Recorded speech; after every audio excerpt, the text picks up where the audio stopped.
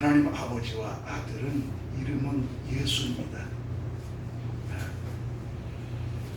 하나님의 이름은 하나님 영광이에요. 하나님께서 지으신 모든 피조물들이 하나님께 영광을 돌리는 것은 그 하나님의 이름에 영광을 돌리는 것입니다. 성경에 나타난 하나님의 이름은 두 가지입니다.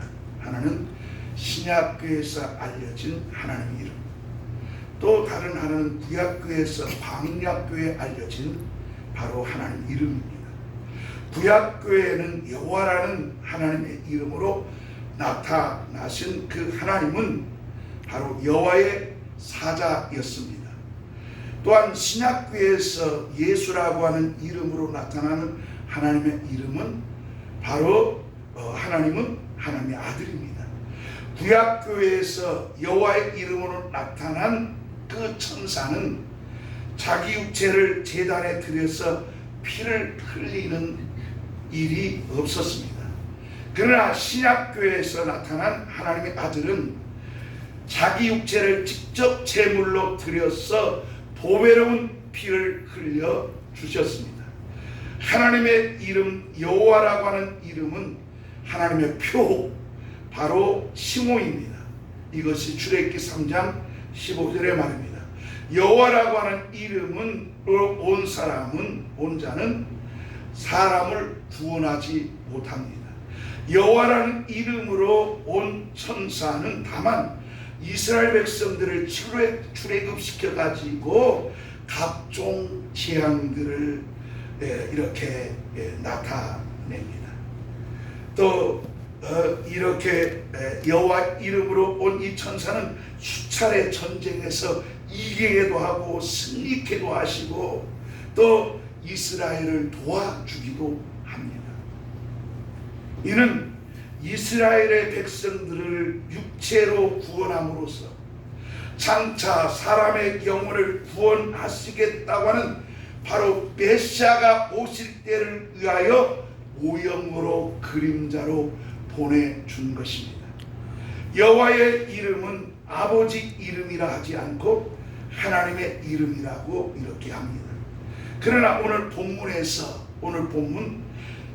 요한복음 17장 11절 12절에 보니까 그 아버지 이름은 예수라, 내게 주신 아버지 이름으로 이렇게 아버지 이름이라고 말하고 있습니다. 아버지께서 주신 그 이름으로 내가 모든 것을 그 이름으로 사역하고 이름을 나타내었다고 이렇게 말씀을 하고 있습니다. 여호와 이름을 아버지 이름이라 하지 않고 바로 하나님의 이름을 이름하고 하지만은, 그러나 오늘 본문에서는 바로 예수라는 이름이 아버지 이름이라고 이렇게 말씀하고 있습니다. 하나님 아버지는 이 아버지 이름을 아들에게 주셨습니다. 그리고 아들 예수께서는 아버지 이름으로 이 땅에 오셔서 귀한 사역, 공생의 사역을 감당했습니다. 빌립보서 2장 9절에 보니까 하나님은 그를 지극히 높여 모든 이름에 뛰어난 이름, 모든 이름 중에 뛰어난 이름을 주사라고 증거하고 있습니다. 시몬서 1장 4절에는 저는 하나님의 아들은 천사보다 얼마큼 뛰어남은 저희보다 아름다운 이름을 기업으로 받았기 때문이다. 예수님은 아름다운 이름입니다. 아름다운 기업입니다. 우리는 그 기업을 가지고 주의 사역을 감당하고 있는 겁니다. 예수님은 그 아버지 이름을 가지고 이 땅에 오셔서 아버지의 원하는 뜻대로 십자가에 죽으시고 부활하시고 하늘에 승천하시고 다시 오시겠다고 이렇게 약속하시고 그 사역을 감당하셨습니다. 오늘 요한복음 17장은 예수님이 아버지께 직접 기도하고 그 기도를 옆에 제자들이 듣고 있는 이 모습입니다. 시브리서 1장 4절에서 하나님의 아들이 예수라는 이름으로 나타냈어요. 그래서 하나님의 아들 이름이 예수 이름으로 나타난 하나님의 이름이에요. 그래서 하나님 아버지와 아들과 성령의 이름. 요한 마태복음 28장 19절에 이름은 하나입니다. 아들의 이름, 아버지 이름, 아들의 이름, 성령의 이름. 아버지와 아버지 앤드 아들 앤드 성령 앤드의 이름 하나예요. 그래서 구약에는 여호와, 신약에는 예수입니다. 하나님의 천사가 나타날 때, 현현할 때 나타난 여호와라는 이름보다도 더욱 더 아름다운 이름이 예수입니다. 여호와라는 이름을 받은 천사는 하나님을 아버지라고 부를 수가 없습니다. 그러나 예수라는 이름으로 오신 하나님의 아들에 대해서는 누가복음 1장 32절 1절 32절에 그 이름을 일컫는 그 이름은 예수라라. 저가 큰 자가 되고 지극히 높으신 이의 아들이라 일컬음을 것이요 라고 했습니다. 요한복음 1장 12절에는 예수 이름을 영접하는 사람 역시 하나님의 자녀가 되는 권세를 얻게 될 것이다. 예수 이름을 영접한 사람은 하나님의 자녀가 되는 권세를 얻기 때문에 우리는 첫째 구할 때 왕의 권세, 이 권세가 있기 때문에 왕노릇하는 거예요. 부활해서 우리가 왕노릇하는 것은 자녀이기 때문에, 왕자이기 때문에, 공주이기 때문에 우리는 왕노릇하는 거예요. 그냥 하는 게 아니에요. 요한계시록 20장 6절에 바로 이 같은 약속을 우리에게 주신 겁니다. 여호와 이름을 가지고는 하나님의 자녀가 된 사람이 하나도 없습니다. 우리는 예수 이름을 믿는 일에 있어서는 가장 기본이 드는 것이 무엇입니까? 바로 하나님의 이름 예수 이름을 믿는 겁니다. 예수 이름을 믿지 않는 것은 요한복음 16장 9절에 나를 믿지 않는 것이 죄다. 죄에 대하면 성령도 이렇게 예수께서 성령이 오시면 네가 죄이다. 예수 믿지 않는 것이 죄다. 이렇게 증가하고 있다 이 말입니다. 바로 하나님의 이름 예수를 믿는 것이 우리가 영생 얻는 유일한 길이라고 요한복음 오늘 17장 3절에 아버지와 아버지를 알고 그 예수를 알아야 된다. 그러나 구약 성도들은 하나님을 알았지만 아들 예수를 모르기 때문에 영생이 없는 것입니다. 그렇기 때문에 우리가 하나님 자녀가 되는 것이 바로 뭡니까? 바로 예수라는 이름이 아버지 이름이라고 믿는 데 있다는 것을 하는 거예요. 그래서 그 예수 이름은 소중한 거예요. 성경은 예수라는 이름을 하나님의 아들이라고 믿는 사람이 그 예수 이름을 힘입어서 구원을 얻을 것이라고 요한복음 20장 31절 32절에 분명히 말씀하고 있습니다. 뭐라고 합니까? 바로 그 이름을 힘입어서 구원을 얻는다. 예수 이름을 힘입어서 영생을 얻게 된다. 요한복음 20장 31절 32절에 30절 31절에 분명히 말씀하고 있습니다. 우리는 예수라는 이름이 오신 이가 우리의 구세주이십니다. 예수라는 이름으로 오신 이가 심판주이십니다. 예수 이름은 하나님이 보내신 하나님의 왕입니다. 그렇기 때문에 만왕의 왕이신 그 주님을, 그 예수님을 높이고 그 이름을 높이기 위해서 우리 뉴부채와 재단 이 사역을 하나님께서 우리에게 맡겨준 것입니다. 예수를 위해서 충성해야 됩니다. 예수를 위해서 온 힘을 다해야 됩니다. 정말 우리는 하나님께 보내신 예수 이름 앞에 우리는 무릎을 꿇어야 됩니다. 오늘 빌립보서 2장 5절로 10절에 예수 그리스도 앞에 하늘과 땅과 모든 것 앞에 무릎을 꿇게 하셨다고 하는 사실을 우리는 잊지를 말아야 됩니다. 우리는 하나님의 보내신 예수 이름에 복종해야 됩니다. 우리는 하나님께서 보내신 예수 이름 앞에 무릎을 꿇고, 그리고 그 하나님 앞에 우리가 충성을 다해야 됩니다. 우리 뉴욕부재활재단 사역자들, 우리 예수를 위해서 때로는 목숨도 바칠 수가 있다는 것을 알아야 합니다. 요시라 효라고 하는 이 사람이 일본의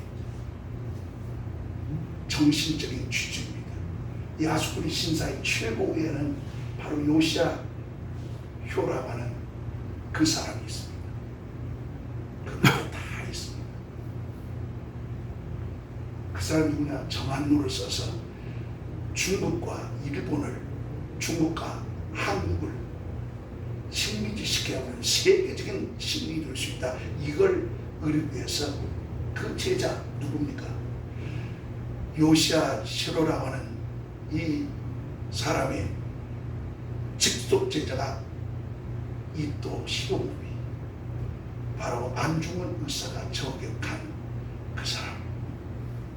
이들이 대한민국을 완전히 놓기 위해서 어떤 결혼을 했습니까? 신사참배를 합니다. 숭실고등학교 중학교 그 신사참배를 만들었고, 앞으로 착착착착 합니다. 신사참배가 딱 보니까 숭실고등학교 중학교 1학년 총학상 회장 그 뒤에 바로 따랐던 두 사람이 있습니다. 누굽니까?